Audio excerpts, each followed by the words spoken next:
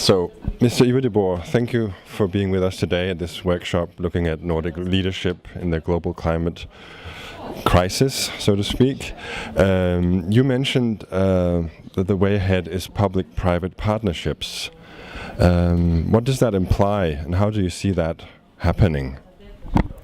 Well, the bulk of investments in areas that are relevant to climate change, including in the energy sector, are private.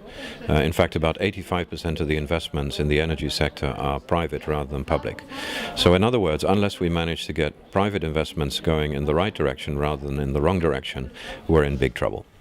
And I believe that public-private partnerships, so the blending of public and private finance, public-private cooperation, can be an important way of ensuring that also commercial investments, private investments, go in the right direction rather than in the wrong direction. You also mentioned green growth, which is the buzzword these days, and you said that deep in their hearts very few global leaders really believe in green growth. Is it just a hoax, or what is it all about? Well, first of all, it's a definitional issue in the sense that green growth means many different things to many different people. To some, green growth means only investing in green technology. To others, it means growing your economy in a more sustainable direction. And I think that second definition, growing your economy in a more sustainable direction, is the right one. The question then is, how do you do that? And that is something that a question that you can answer in theory, and many institutions like the OECD are answering that question in theory.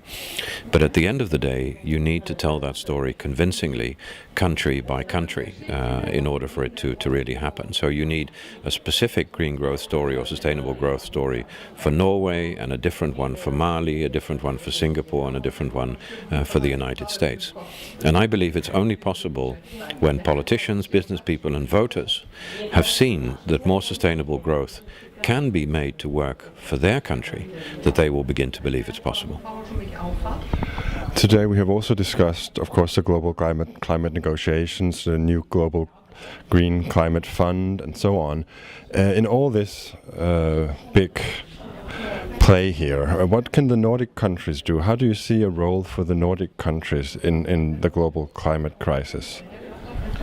I think through leading by example, and you can lead by example both domestically and internationally.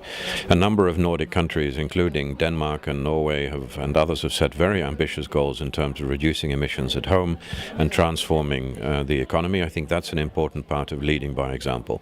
So you need to make the green growth story come true in Nordic countries through real strategies, country by country. The second question is what you do on the international level, and there I would say lead by example. Norway, for example, has done fantastic things internationally on the issue of deforestation, by bringing together a group of countries, by creating a financial facility, and by getting real things to happen on the ground.